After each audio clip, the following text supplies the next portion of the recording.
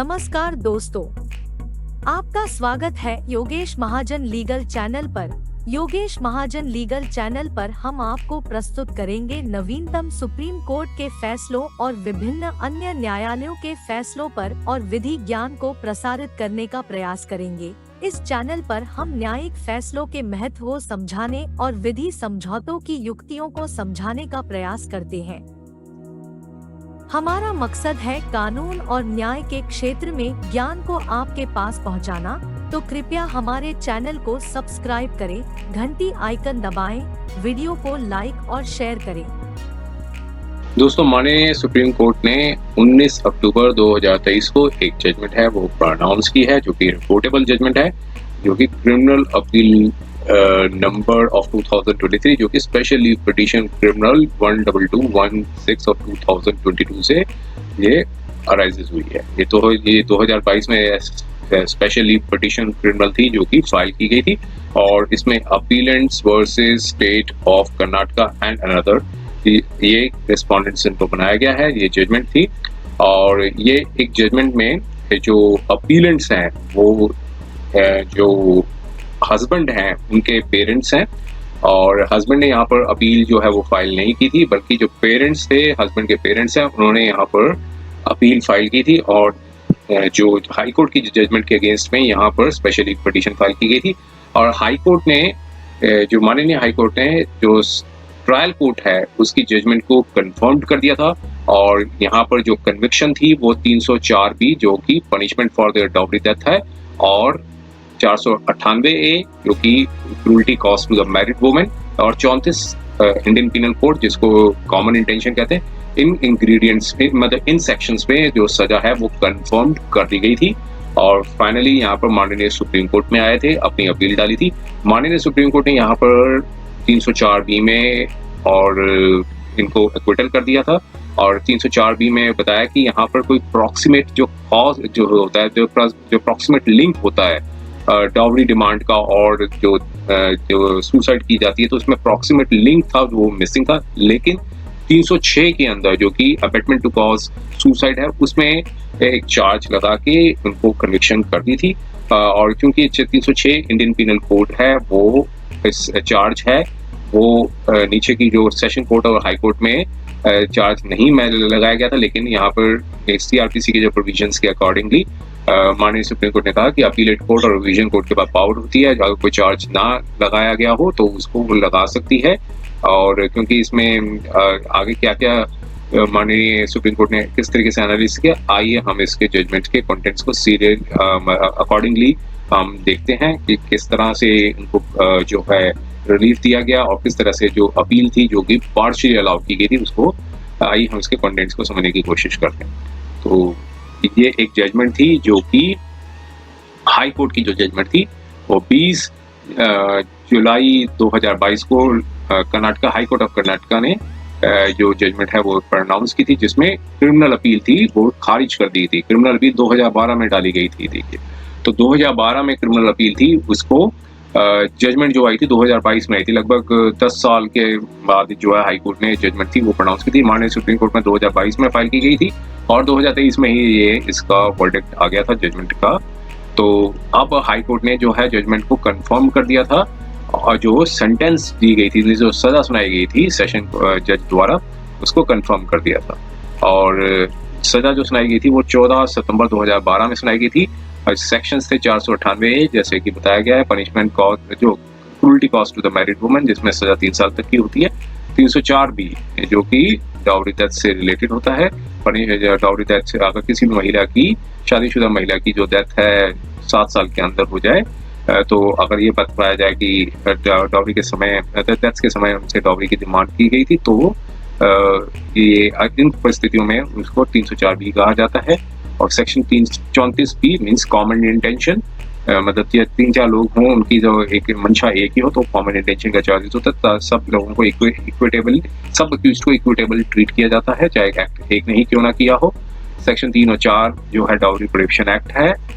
ये TP act है, ये बनाया गया है, और इस सारे चार्जेस सेक्शंस में इनको सजा थी वो कंफर्म कर दी।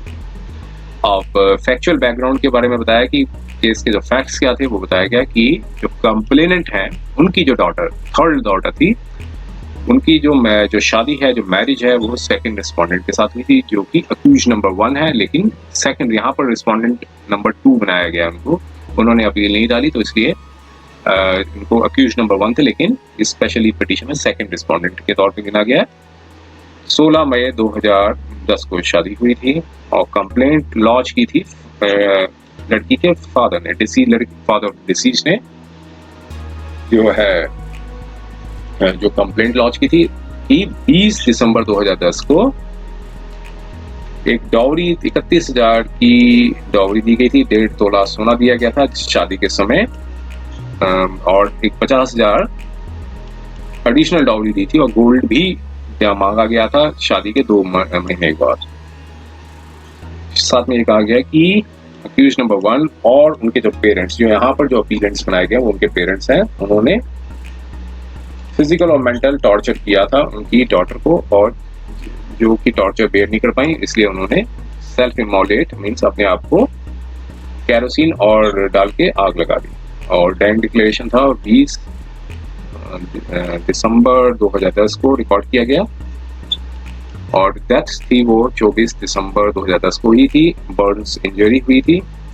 FIR रजिस्टर्ड हुई थी और ऑफेंसेस थे 323, 498 और 34 इंडियन पीनल कोड और 504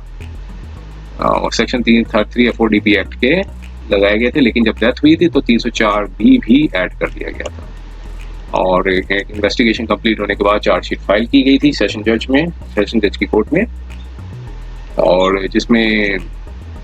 जो अक्यूज नंबर 1 है वो यहाँ पर रिस्पोंडेंट नंबर 2 बनाया गया उनको, और अपीलेंट नंबर 1 और 2 जो है अक्यूज नंबर 2 और 3 थे, और एक अक्यूज नंबर 4 थी। प्रोसिक्यूशन ने 32 विटनेस एग्जामिन किए थे, PW1 से लेकर P32 तक नाम डाले गए और 50 डॉक्यूमेंट्स थे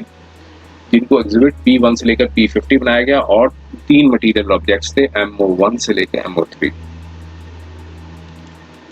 जब प्रोसिक्यूशन क्लोज हुआ फिर उसके बाद अक्यूज्ड को एग्जामिन किया गया, उन्होंने अपनी स्टेटमेंट 313 CRPC में रिकॉर्ड की, 313 में रिकॉर्ड की जाती है, बिना ओथ के रिकॉर्ड होती है स्टेटमेंट। लेकिन इस दौरान जो अक्यूज नंबर 4 थी, जो मदर थी अक्यूज नंबर 3 की, उनकी डेथ हो गई 28 फरवरी 2012 को, इसलिए प्रोसीडिंग्स अवेटेड हो गई और simple imprisonment for that offence 304B के अंदर सुना दी गई और 5 साल की simple imprisonment under section 3 of dowry prohibition act के अंदर बताई गई, और 1 महीने की एक साल की सजा जो है 498 के अंदर बताई गई, read with section 34 of Indian penal code, और फाइन था 1000 रुपीज 498 304B और 4 ऑफ डॉबरी प्रोहिबिशन एक्ट के अंदर लगाया गया, और डिफॉल्ट होने पर सिंपल इम्प्रिजनमेंट 3 मंथ्स की और बताई गई, और फाइन ऑफ 31,000 लगाया गया दोनों अक्यूज्ड के ऊपर, section 3 of dowry prohibition act with the default sentence of 3 months. तो सारी सेंटेंस थी कॉन्करेंटली चलाने के लिए बोला गया। एग्रीवेट हुए उस जजमेंट से फिर अपील प्रेफर की गई कई ग्राउंड्स पे, और कहा कि जो डिसीज था वो ऑलरेडी 70-80% बर्न हो चुकी थी, तो वो पोजीशन में नहीं थी, फिट पोजीशन में नहीं थी कि वो अपना बयान दर्ज करा सके। तो इसलिए जो डॉक्टर थे PW32 जो प्रोसिक्यूशन विटनेस थे उन्होंने सर्टिफाइड किया था कि डिसीज्ड जो है वो बोल सकती हैं, लेकिन वो रिकॉर्ड नहीं किया गया। ब्लड प्रेशर और पल्स रेट थी डिसीज्ड की, ये शीट पे रिकॉर्ड नहीं की गई। और P31 जो है उन्होंने एडमिट किया था कि जनरल कंडीशन थी डिसीज्ड की, जो डॉक्टर थे उन्होंने कहा था कि जो जनरल कंडीशन थी वो पुअर थी जब उनकी एडमिशन हुई थी। तो साथ में बताया कि जो ट्रायल कोर्ट ने जो एविडेंस थे प्रॉपर पर्सपेक्टिव में जो है अप्रिशिएट नहीं किए, और सिर्फ डायन डिक्लेरेशन के आधार पे कन्विक्शन नहीं की जा सकती जब तक उसे कॉर्रोबोरेट नहीं किया जाए। और ये भी बोला कि कोई भी प्रोसिक्यूशन विटनेस ने सपोर्ट नहीं किया प्रोसिक्यूशन की थ्योरी को और वो हॉस्टाइल हो गए, तो ऐसे में सेशन जज को कन्विक्शन थी वो नहीं देनी चाहिए थी। तो हाई कोर्ट ने भी जो अपनी जो जजमेंट थी इम्पिंज जजमेंट में ये फॉर्मुलेट किए थे सारे पॉइंट्स को, और पैराग्राफ 18 थी इम्पिंज जजमेंट की, और लेकिन फिर भी जो जजमेंट थी प्रोसिक्यूशन के फेवर में दे दी, अक्यूज्ड के अगेंस्ट में दे दी, और ये कहा कि जो डाइंग डिक्लेरेशन है वो प्रॉपरली रिकॉर्ड किया गया था। तो इसलिए ये प्रूव हो गया था कि ये भी प्रूव हो गया था कि जो एविडेंस था तहसीलदार का, उन्होंने भी, और जो डॉक्टर थे एविडेंस के तौर पे, जो जिन्होंने गवाह के तौर पे आए थे, उन्होंने भी ट्रीट किया था डिसीज्ड को। तो इसलिए एग्जिबिट P46 जो है डॉक्यूमेंट है, वो जो डाइंग डिक्लेरेशन है वो इसी बेसिस पे जो है वो केस शीट जो है डिसीज्ड की वो इशू की थी। तो ये इस ग्राउंड्स पे अब अपील की गई। दोनों पार्टीज के जो काउंसिल से अपील हुए और ये बताया कि डाइंग डिक्लेरेशन जो है एक ट्रू और वॉलंटरी स्टेटमेंट नहीं थी डिसीज्ड की, क्योंकि वो फिजिकली और मेंटली फिट नहीं थी कि वो किसी तरह का डिक्लेरेशन दे सके। तो ये साथ में जो पेरेंट्स थे डिसीज्ड के, उन्होंने भी प्रोसिक्यूशन के केस को सपोर्ट नहीं किया। और डॉक्टर ने जो एग्जामिन किया था डिसीज्ड को, उन्होंने एक साफ क्लियरली कहा था कि जो डिसीज्ड जो थी उस समय ब्रीथलेसनेस में सांस की तकलीफ थी उनको, और जब वो हॉस्पिटल में लेके आया गया तो वो 70 से 80% जल चुकी थी, बर्न्स हो चुका था उनको, इसलिए फिजिकली और मेंटली इनकैपेसिटेटेड हो जाती हैं, जो इसकी वजह से वो डिक्लेरेशन देने के लिए। और गवर्नमेंट काउंसिल ने इसको अपोज किया। अब डिस्कशन और फाइंडिंग्स क्या थी, कंक्लूजन्स कोर्ट के, वो यहाँ पर कोर्ट ने बताया, कहा कि शादी जो हुई थी वो भी डिस्प्यूट नहीं है। डेथ जो है, शादी हुई थी 16 मई 2010 को, वो डिस्प्यूट में नहीं है। और जो डेथ जो हुई थी 24 दिसंबर 2010 में, ये भी डिस्प्यूट नहीं है। और जो बर्न्स इंजरीज हुई थी 20 दिसंबर 2010 में, ये भी डिस्प्यूट में नहीं है। मीन्स दोनों पक्ष मानते हैं इस चीज़ों को। प्रोसिक्यूशन का जो ये वर्जन ये था कि कंसिस्टेंट डिमांड ऑफ डाउरी की वजह से डिसीज को टॉर्चर किया गया और एडिशनल डाउरी भी मांगी गई, जिसकी वजह से वो बेयर नहीं कर सकी, फिजिकल और मेंटल टॉर्चर को बेयर नहीं कर सकी। तो इसकी वजह से उन्होंने अपने आप को सेल्फ इमोलेट कर लिया, मीन्स जला लिया अपने आप को कैरोसिन डाल के, और कैरोसिन डाल के अपने ऊपर वो आग लगा ली उन्होंने अपने ऊपर। और फिर इसके बाद प्रोसिक्यूशन विटनेस 24 थे जो डिसीज्ड के फादर थे, उन्होंने भी सपोर्ट नहीं किया था प्रोसिक्यूशन केस को। और प्रोसिक्यूशन विटनेस थे जो कि पंचनामा जिन्होंने इंक्वेस्ट किया था वो भी हॉस्टाइल हो गए थे। और जो नेबर्स थे घर के जहां डिसीज्ड रह रही थी, PW3 और PW4, वो भी हॉस्टाइल हो गए थे। और PW5 और PW21 जिनने क्लेम किया था कि इल ट्रीटमेंट दिया गया था अक्यूज्ड को, वो भी हॉस्टाइल हो गए थे। तो इस मामले में तो इस कोर्ट ने ये कहा कि सारे जो विटनेस थे वो तो उन्होंने सपोर्ट नहीं किया, सिर्फ प्रोसिक्यूशन विटनेस 26 जो डॉक्टर थे जिन्होंने केस शीट को अटेस्ट किया था as a casualty medical officer के तौर पे, जहां वो डिसीज्ड एडमिट हुई थी, उन्होंने डिपोज किया था कि PW31 और एक और डॉक्टर हैं वही कॉम्पिटेंट थे जिन्होंने मेडिकल ट्रीटमेंट जो है डिसीज्ड को दिया था। लेकिन दूसरे डॉक्टर थे उनका एग्जामिन नहीं किया गया। और जो PW31 जो डॉक्टर थे उन्होंने कहा कि डिसीज थी, वो कॉन्शियस थी, वो कंप्लेन कर रही थी पेन को, और उनकी जो डिपोजिशन थी वो यहाँ पर पूरा उन्होंने नरेट किया और उसमें बताया था कि 70 to 80% इंजरीज हुई थी। और डेथ के बारे में बताया कि जीरोक्स कॉपी के शीट की बताई। तो ये बताया कि जनरल कंडीशन थी, तो साथ में ये भी बोला कि जनरल कंडीशन पेशेंट की पुअर थी। क्रॉस एग्जामिनेशन में ये इंडिकेट किया कि 4 दिन तक उन्होंने ट्रीट किया। जब एडमिशन लेनी थी और तब भी पल्स रेट और ब्लड प्रेशर जो है रिकॉर्ड नहीं किया गया था, इसलिए केस शीट में ब्लैंक रखा गया। एडमिट किया कि जो केस शीट थी वो जनरल कंडीशन ऑफ पेशेंट की वो बताती थी कि वो काफ़ी ख़राब थी। तो एडमिट किया कि ब्लड प्रेशर डिसीज का रिकॉर्ड नहीं किया गया और पल्स भी बहुत हल्की चल रही थी। और डिसीज जो है वो ब्रीथलेसनेस थी, सांस की तकलीफ थी, जो केस शीट P46 में जो बताया गया था। और प्रोसिक्यूशन विटनेस जो कि CMO थे वो भी उन्होंने जब डाइंग डिक्लेरेशन रिकॉर्ड की थी तब डिपोज किया कि वो एक कैजुअलिटी मेडिकल ऑफिसर के तौर पे काम कर रहे थे। और फर्दर डिपोज किया कि जो प्रोसिक्यूशन विटनेस जो तहसीलदार थे उन्होंने अपनी इंटेंशन मंशा व्यक्त की थी कि वो डाइंग डिक्लेरेशन लेना चाहते हैं और रिक्वेस्ट किया था कि वो प्रेजेंट हुए, और उन्होंने प्रेजेंट रिक्वेस्ट की थी कि वो तहसीलदार जो है प्रेजेंट हुए। और इसके बाद स्टेटमेंट थी वो रिकॉर्ड की गई 4:20 से लेकर 5:15 पे डिसीज्ड की, मतलब जब तक वो अलाइव थी। तो इंडोर्समेंट भी किया गया डाइंग डिक्लेरेशन का। और मजिस्ट्रेट जो आए थे उन्होंने, जो प्रोसिक्यूशन विटनेस 25 थे, एग्जीक्यूटिव तौलका के एग्जीक्यूटिव मजिस्ट्रेट थे, जो उन्होंने रिकॉर्ड किए थे डाइंग डिक्लेरेशन, जो एग्जिबिट P45 के तौर पर प्रस्तुत की गई थी, कोर्ट में मार्क की गई थी, और जिसके बेसिस पे अक्यूज्ड को कन्विक्टेड किया गया था और हाई कोर्ट ने भी कंफर्म कर दिया। P25 जो कि तहसीलदार थे, उन्होंने डिपोज किया था कि वो तहसीलदार कार्यकर्ता थे 2009 से लेकर 8 जुलाई 2009 से लेकर 27 अप्रैल 2011 तक। और जब उन्होंने रिकॉर्ड की थी स्टेटमेंट डिसीज्ड की 4:20 से 5:15 पे, और डिपोज किया कि जो डॉक्टर के बारे में बताया कि उन्होंने बताया था कि डिसीज से बात की थी और पाया था कि वो फिट कंडीशन में है स्टेटमेंट देने के लिए। और उन्होंने डिपोज किया कि वो भी कन्विंस हो गए कि डिसीज जो है वो स्टेटमेंट दे सकती हैं। स्टेटमेंट रिकॉर्ड हुई थी एग्जिबिट P45 पे, और डॉक्टर भी प्रेजेंट थे जब स्टेटमेंट रिकॉर्ड की गई थी। अब सेशन जज ने एक जजमेंट थी Salim Gulab Pathan versus state of Maharashtra, उसमें ये उस पर रिलाई किया था सेशन जज ने, और कहा था कि ये सोल बेस ऑफ कन्विक्शन हो सकता है अगर फुल कॉन्फिडेंस, ये इंस्पायर करे full confidence in the court में। और एक और जजमेंट थी अतबीर सिंह वर्सेस गवर्नमेंट, उसका भी सेम इफेक्ट था। तो ये ट्रू होनी चाहिए, वॉलंटरी होनी चाहिए। उसके उस जजमेंट के जो पॉइंट्स थे यहाँ पर कोट किए कि ये ट्रू होनी चाहिए, वॉलंटरी होनी चाहिए, सस्पिशियस नहीं होना चाहिए इसमें। और डाइंग डिक्लेरेशन जो थी वो अनकॉन्शियस थी। अगर ये डाइंग डिक्लेरेशन डिस्क्लोज करता है कि डिसीज जो है वो अनकॉन्शियस थी,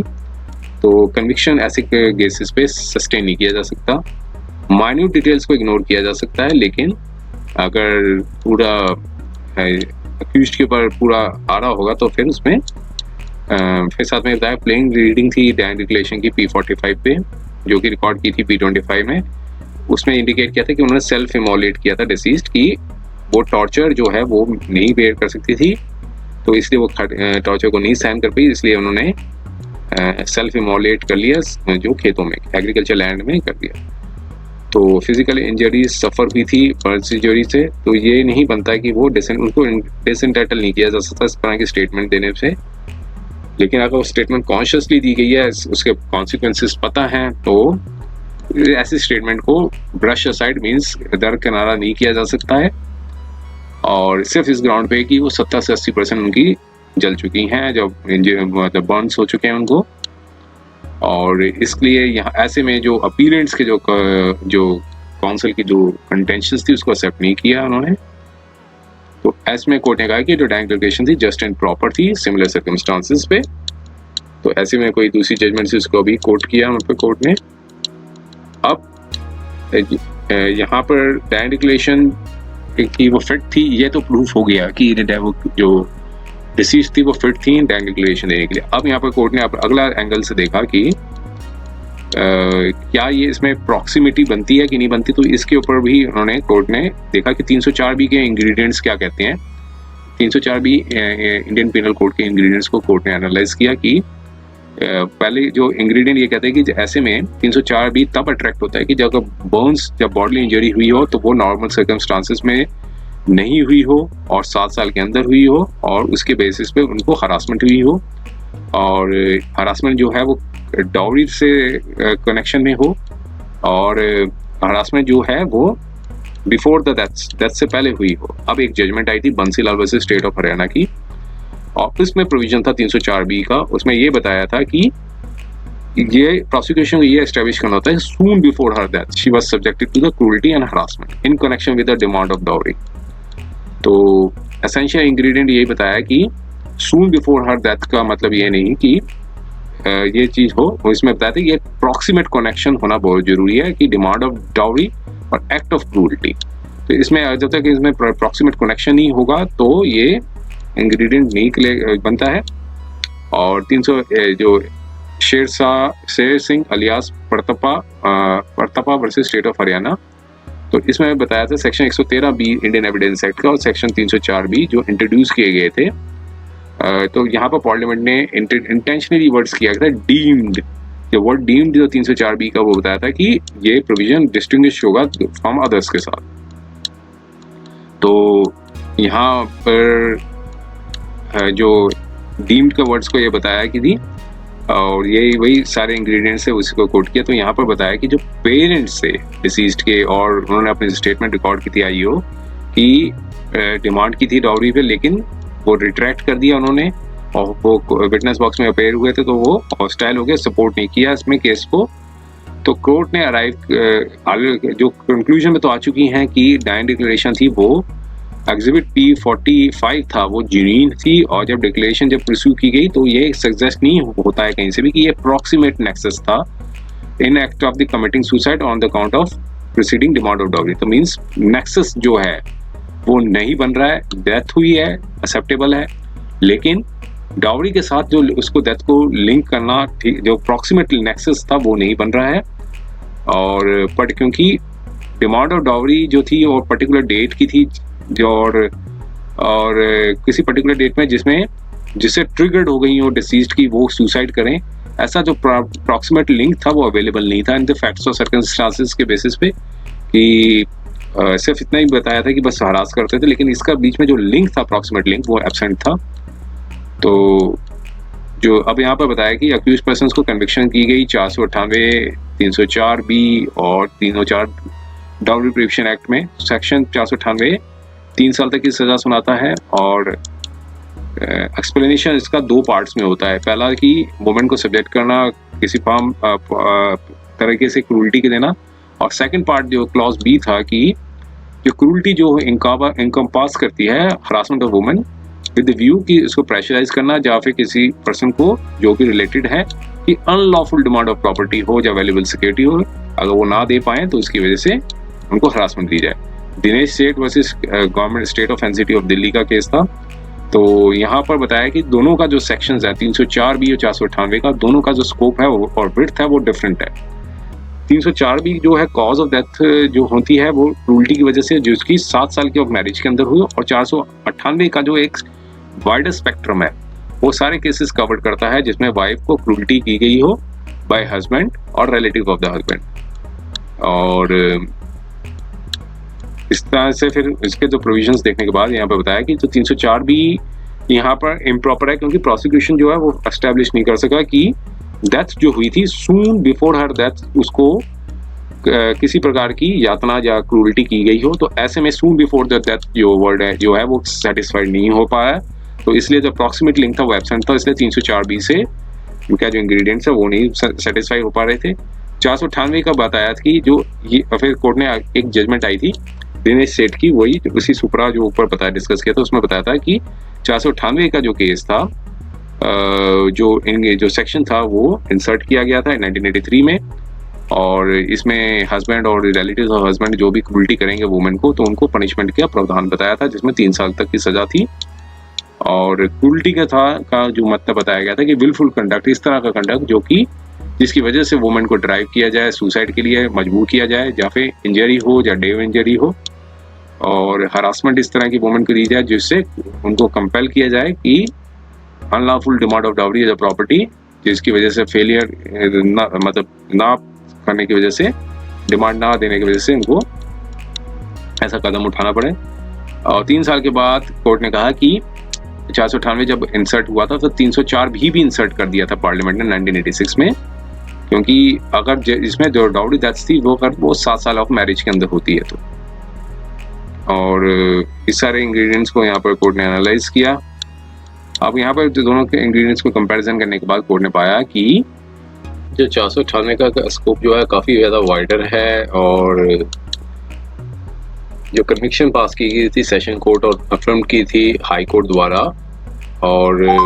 इसमें जो बताया गया था 304B को जो है वो सेटिस्फाइड कर दिया, और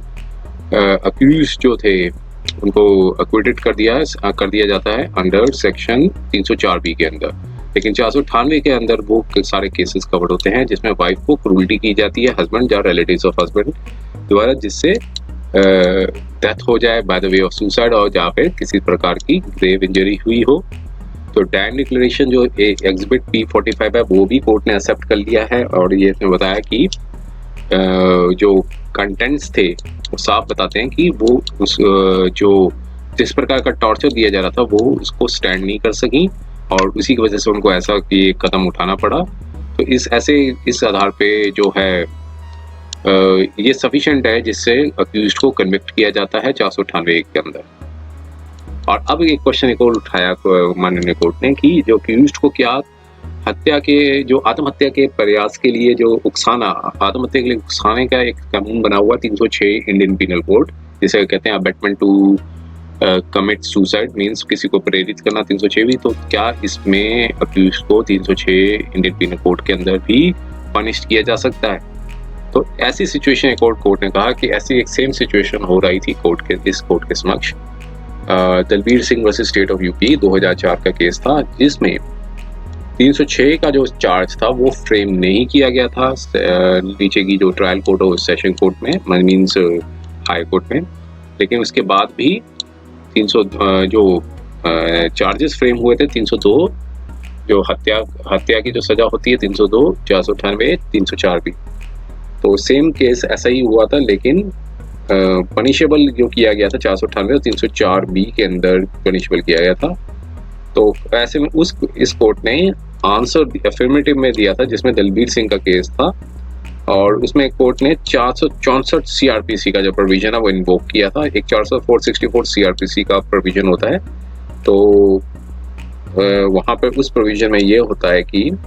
अगर चार्ज फ्रेम भी ना किया गया हो किसी अक्यूज्ड के ऊपर, तो कोर्ट के पास ओपिनियन हो कि ऐसे में जस्टिस जो है वो नहीं दिया जा सकेगा, एक फेलियर ऑफ जस्टिस होगा, तो उसमें एक रेलिवेंट होगा कि एग्जामिन करना क्या अगर अक्यूज्ड को अवेयर है उन सारे इंग्रेडिएंट्स ऑफ ऑफेंसेस की वजह से, जितने भी ऑफेंस हुआ है उसके इंग्रेडिएंट्स जो बनते हैं ऑफेंस के, उससे वो अक्यूज्ड के पास अवेयरनेस है उस सब की, तो तब इसमें कहा है कि उसके पास ये फेयर चांस होता है कि वो डिफेंड कर सके। और ये प्रेजेंट केस में जो बताया गया है कि जो ट्रायल कोर्ट और हाई कोर्ट ने उस केस पे दलबीर सिंह का केस के बारे में बता रहे हैं कि जो ट्रायल कोर्ट और हाई कोर्ट ने रिकॉर्ड किया था कि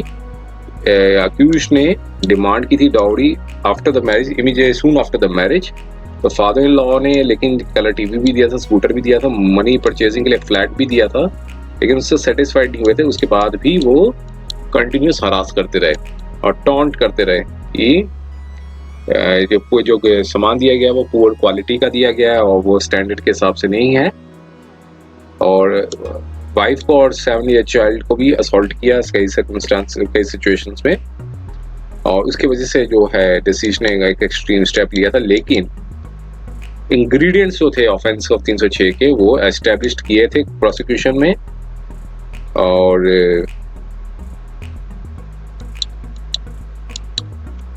कि अक्यूज्ड का मोटिव था क्राइम करने के लिए, मर्डर के लिए, जिसके लिए उसको चार्ज किया गया था। लेकिन क्रॉस एग्जामिनेशन में विटनेस ने बताया कि हर एफर्ट किया गया कि प्रोसिक्यूशन के केस को डिमोलिश किया जा सके, क्योंकि ना तो डिमांड की गई थी किसी तरह के गिफ्ट की, ना ही मनी की, जिसकी वजह से उसके जो डिसीज्ड को किसी प्रकार की हरासमेंट की गई हो। तो यहाँ पर कोर्ट ने देखा कि जो अक्यूज्ड को कन्फ्रंट भी किया कि प्रोसीजर स्टेटमेंट 313 में ली गई थी, तो और इसमें लॉन्ग रिटर्न स्टेटमेंट भी दी थी 233 2 CRPC में के तहत उसने लॉन्ग रिटर्न स्टेटमेंट भी दी थी कि, और इसमें एडमिट किया था कि जो डिसीज ने सुसाइड की है, लेकिन ये भी एडमिट किया था कि स्कूटर और कलर टीवी भी दिया गया था फादर इन लॉ ने, लेकिन ये प्ली दी थी कि ये जो मनी उसने पेमेंट कर दी थी, और तो ऐसे में जो कोई भी एस्पेक्ट नहीं था प्रोसिक्यूशन द्वारा कि उसको दंडित किया जा सके, तो इसलिए कन्विक्शन जो थी कोर्ट ने 306 जो आत्महत्या का उकसाने के लिए जो 306 इंडियन पीनल कोड है उसके लिए सेफली रिकॉर्ड की, और कहा कि अगर नहीं करेंगे तो इससे फेलियर ऑफ जस्टिस होगा। तो ऐसे ही वो जजमेंट का जो है एग्जाम्पल दिया था। दिनेश सिंह के सेठ के केस में यहाँ पर बताया कि अक्यूज्ड को कन्विक्ट किया जा सकता ऑफेंस में जो बेशक उसके लिए उसको चार्ज नहीं किया गया हो, या फिर कोई एरर हुई हो, ओमिशन हुई हो, इरेगुलरिटी हो गई हो फ्रेमिंग ऑफ चार्जेस के दौरान, तो यहाँ पर सिर्फ एक्सेप्शन ये इस जनरल रूल का एक्सेप्शन जो है वो 464 सीआरपीसी में देखने को मिलता है, जब तक कि एक्यूज जो है डेमोन्स्ट्रेट ना कर दे कि इस तरह से फेलियर ऑफ जस्टिस होगा। तो इसलिए ये जजमेंट्स को देखते हुए जो है दिनेश सेठ की जजमेंट के जो रेफरेंस दिया तो कोर्ट ने अपना ये बताया कि 306 का चार्ज भी बनता है। तो अबेटमेंट 306 के जो सेक्शन क्या इंग्रेडिएंट्स बताते हैं अबेटमेंट ऑफ सुसाइड के, कि कोई भी व्यक्ति सुसाइड कर ले और किसी को उकसाए सुसाइड के लिए तो इसके लिए सजा है जो कि 10 साल तक की है। और इंग्रेडिएंट्स 306 के यही बताया कि अब इंग्रेडिएंट्स ऑफ अबेटमेंट होना जरूरी है और इंटेंशन ऑफ द अक्यूज्ड की भी एक मंशा होनी चाहिए कि वो इस तरह से एड करेगा, इंस्टिगेट करेगा जिससे डिसीज जो है वो सुसाइड कर लेगा। तो ये इंस्टिगेशन जो इंटेंशन भी, अगर इंटेंशन नहीं है तो ऐसे में 306 नहीं बनती है। और एग्जिबिट P45 का जो डॉक्यूमेंट था उसमें यही बताया कि जो महिला थी जिन्होंने सुसाइड की थी उन्होंने कहा था कि मैं टॉर्चर नहीं कर सकी और अपने आप को सेल्फ इमोलेट कर लिया अपने आप को। और 20 दिसंबर 2010 को अर्ली मॉर्निंग में 6:30 से 7 बजे। और यहाँ पर बताया कि नीचे जो कोर्ट ने ये बताया कि ये सुसाइडल डेथ थी। आंसर जो है ये आंसर ये एफर्मेटिव में दिया गया क्योंकि डिसीज की जो डेथ थी इंजरी से हुई थी और इसने अपने आप को सेल्फ इमोलेट कर लिया था। और क्रूरटी जो इस प्रकार की गई थी डैम डिक्लेरेशन में एग्जिबिट 45 में सारा क्लियर वर्ड्स थे, ये बताते थे कि उनको सारे एक्यूज हरास किया करते थे कि उन्होंने फादर ने कम डाउरी दी है और कस्टमरी गिफ्ट कम दिए हैं जिसकी वजह से वो टॉलरेट नहीं कर सके मेंटल टॉर्चर को और अपने आप को सुसाइड कर ली उन्होंने। और जो अक्यूज थे वो हस्बैंड थे, father and mother in law थे जो हरास करते थे डिसीज्ड को, जो क्रूरटी करते थे। तो डैम डिक्लेरेशन में ये यही बताया कि वो टॉलरेट नहीं कर सकें। तो टॉर्चर जो दिया गया था वो 4 वॉल्स के 4 दीवारी के अंदर दिया गया जो कि विक्टिम की स्टेटमेंट को सपोर्ट करती थी। और डैम डिक्लेरेशन को भी कोर्ट ने कहा कि उसे भी एक्सेप्ट किया जाता है। और तो अब एम्पल क्वेश्चंस अब यहाँ पे बताया कि कोई चार्ज अगर ओमिट हो जाए तो ऐसे में ये नहीं कि उसको ओमिट इससे कोर्ट डिसेबल्ड नहीं हो जाती कि उसको कन्विक्ट नहीं कर सकते। और स्टेटमेंट जो चार्जेस थे 304B के भी किए गए थे, इन अल्टर 306 की बजाय 304B में कर दिए गए थे। तो इससे आपके फैक्ट्स और इंग्रेडिएंट्स जो हैं चार्ज के 306 के साथ बनते हैं। और इस प्रकार का ओमिशन ट्रायल जज द्वारा ओमिशन हो गया कि उन्होंने मेंशन नहीं किया 306 इंडियन पीनल कोड में। तो इससे मतलब ये नहीं कि कोर्ट को प्रिवेंट किया जा सकता है कि वो अक्यूज को कन्विक्ट नहीं कर सकते। चार्ज जो फ्रेम हुए थे 304B में तो वहाँ पर क्लियरली मेंशन था कि अक्यूज ने डिसीज्ड को इस तरह हद तक क्रूरटी और हरासमेंट की थी जिसकी वजह से उनको सुसाइड करनी पड़ी सेल्फ इमोलेट करके। और ऐसे में चार्जेस अगर नॉन फ्रेमिंग ऑफ चार्जेस की वजह से चार्जेस अगर फ्रेम ना हो तो इसका मतलब ये नहीं कि वो ये फैटल होगा केस के लिए, जो हानिकारक होगा कि इसमें इनजस्टिस जो है वो अक्यूज्ड को किसी प्रकार का इनजस्टिस अक्यूज्ड को मिलेगा। तो सिर्फ इस ग्राउंड पे कि चार्जेस जो है फ्रेम नहीं हुए। और K Prema S Rao versus Yalda Srivastava and others की जजमेंट थी, यही बताया कि जो ओमिशन या डिफेक्ट, कभी भी कोई प्रकार का ओमिशन हो डिफेक्ट हो फ्रेमिंग ऑफ चार्जेस में तो इससे केस जो है फैटल नहीं हो जाता है, खराब नहीं हो जाता है। अगर स्टेटमेंट ऑफ चार्ज जो है 304B और 498A साफ क्लियरली बताती हूँ कि फैक्ट्स एंड इंग्रेडिएंट्स जो है 306 के जो चार्जेस है फ्रेम होने चाहिए। तो इससे 306 के केसेस बनते हैं ऐसे में। और इस जजमेंट को कोट किया उन्होंने कोर्ट ने। तो सारी बैकग्राउंड और एविडेंस को देखने के बाद यहाँ पर सेफली नोट किया कि हाई कोर्ट को एग्जामिन करना चाहिए था कि अक्यूज्ड को कन्विक्ट करना चाहिए था उस ऑफेंस में जिसमें कोई भी चार्ज फ्रेम नहीं हुआ है। और इस तरह की एक्सरसाइज नहीं करने से क्या ये इनजस्टिस नहीं होगा, फेलियर ऑफ इनजस्टिस नहीं होगा। तो प्रेजेंट केस में अक्यूज्ड जो है वो अवेयर था कि बेसिक इंग्रेडिएंट्स ऑफ ऑफेंस किस तरह के किए गए हैं और main facts of this establish किए गए थे जो कि फेयर चांस भी दिया गया था अक्यूज्ड को कि वो डिफेंड कर सकें। आंसर अगर अफर्मेटिव में है तो ये कोर्ट जो है वो प्रोसीड करती है और एग्जामिन की अक्यूज को कन्विक्ट किया जा सकता है जो कि ऑफेंस उस पर चार्ज नहीं फ्रेम हुए हो। अगर आंसर नेगेटिव में है तो ये इससे अक्यूज को किटल किया जा सकता है। लेकिन इस इंस्टेंट केस में डैन डिक्लेरेशन जो है वो क्लियरली बताता है कि डिसीज जो थी वो मेंटली ट्रॉमेटाइज थी और वो टॉलरेट नहीं कर सकी किसी प्रकार की हरासमेंट को जो अक्यूज द्वारा दी गई थी। तो इसी वजह इसकी जो टॉर्चर थी, मेंटल टॉर्चर था, वो बेयर नहीं कर पाई, जिसकी वजह से उनको ये कदम उठाना पड़ा। और अक्यूज पर्सन जो हैं उनको 306 के अंदर पनिश किया जाता है, लेकिन जो चार्ज 306 का इंडियन पीनल कोड में चार्ज जो है वो फ्रेम नहीं किया गया था। तो अब यहाँ पे बताया कि जो अक्यूज नंबर 1 और 2 हैं उनकी उम्र 66 में और 61 ईयर्स है, 66 साल और 61 साल। ऑलरेडी वो 1 साल 1 मंथ और 27 दिन जेल में काट चुके हैं। कोई भी इनका क्रिमिनल रिकॉर्ड नहीं है, पास हिस्ट्री कोई नहीं बताती कि क्रिमिनल रिकॉर्ड है। तो इसमें कोर्ट ने कहा कि इसमें लीनियंट व्यू देना चाहिए जब सेंटेंस अवार्ड की जाती है। तो यहाँ पर कोर्ट ने अपील जो है अलाउ कर दी इन पार्ट में। सेशन कोर्ट द्वारा दी गई कन्विक्शन थी जो क्रिमिनल अपील हाई कोर्ट द्वारा थी, उसको मॉडिफाई कर दिया और अपीलेंट को एक्विट किया गया 304B के अंदर और 3 और 4 डॉर्मी प्रोटेक्शन एक्ट के अंदर, लेकिन कन्विक्ट कर दिया 306 के अंदर और सेक्शन 498-34 इंडियन पीनल कोड में। इम्प्रिजमेंट फॉर द पीरियड जितनी वो सजा वो काट चुके हैं ऑलरेडी, जितनी वो काट चुके हैं वहीं तक ही, और साथ में 5,000 रुपया का जुर्माना लगाया कि अगर नहीं देंगे तो 1 मंथ की सिंपल इम्प्रिजमेंट हो सकती है। ये जजमेंट थी 19 अक्टूबर 2023 की।